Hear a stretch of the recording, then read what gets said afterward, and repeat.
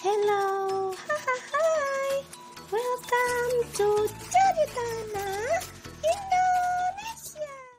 Hai Sobat Bula, ketemu lagi bersama Bula. Kali ini Bula akan cerita legenda ikan mas pengabul permintaan.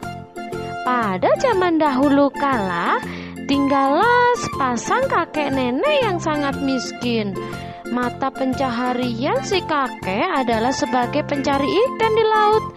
Meski hampir setiap hari kakek pergi menjala ikan, namun hasil yang didapatkan hanya cukup untuk makan sehari-hari saja. Suatu hari ketika si kakek sedang menjala ikan, tiba-tiba dia merasa jalannya sangat berat, seperti ada ikan raksasa yang tertangkap di dalamnya. Pasti ikan yang sangat besar, pikir sang kakek dengan senang. Dengan sekuat tenaga, si kakek menarik jalannya.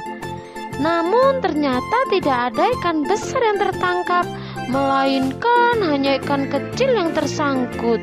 Rupanya ikan kecil itu bukan ikan biasa. Badannya berkilauan seperti emas dan bisa berbicara seperti layaknya manusia.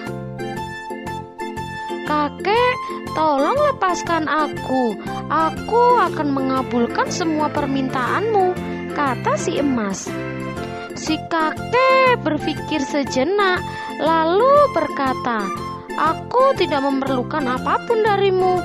Aku akan melepaskanmu. Pergilah." Kakek melepaskan ikan emas itu kembali ke laut, lalu dia pun kembali pulang.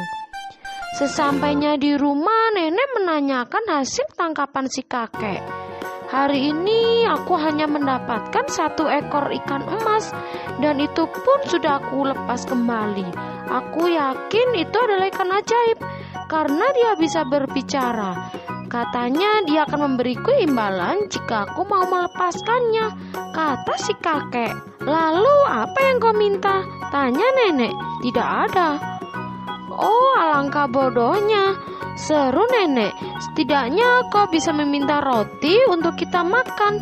Pergilah dan minta padanya."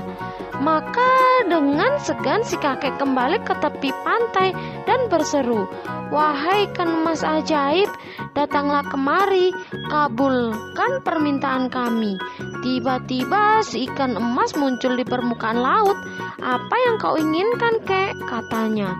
"Pulanglah, aku telah mengirimkan roti yang banyak ke rumahmu," jawab ikan emas ajaib. Sehingga si nenek memaafkanmu karena seharian tidak membawa ikan satupun. Maka pulanglah si kakek dengan senang hati. Setibanya di rumah, didapatinya meja makan telah penuh dengan roti. Namun ternyata istrinya masih tampak marah padanya. "Kita telah punya banyak roti, tapi meja makan kita telah reot. Pergilah ke laut dan minta agar ikan sakti itu memberi kita rumah yang baru beserta isinya." Terpaksa si kakek kembali ke laut. "Wahai ikan emas sakti, datanglah kemari, kabulkan permintaan kami."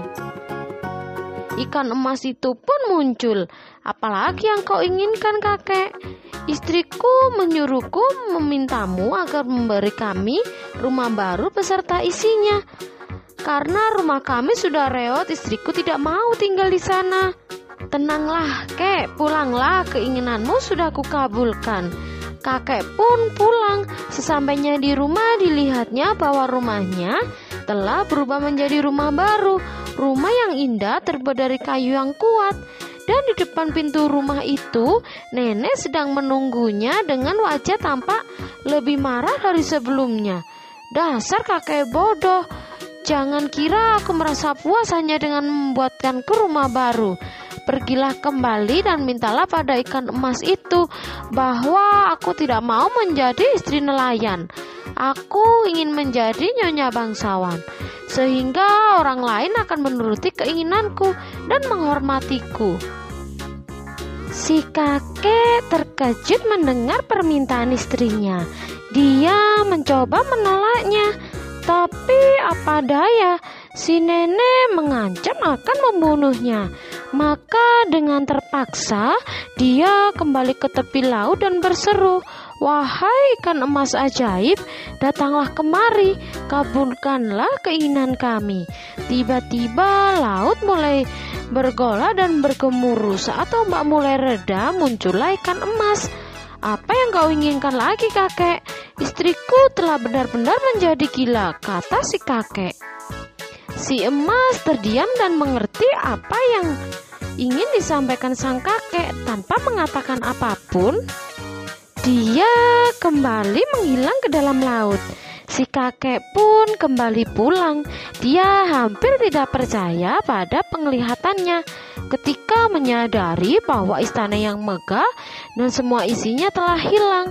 Kini di tempat itu berdiri sebuah gubuk reot yang dulu pernah ia tinggalinya, dan di dalamnya duduklah si nenek dengan pakaiannya compang-camping. Mereka kembali hidup seperti dulu. Kakek kembali menjadi nelayan dengan penghasilan yang pas-pasan. Sekian dulu cerita dari Bula. Sampai ketemu di lain cerita ya.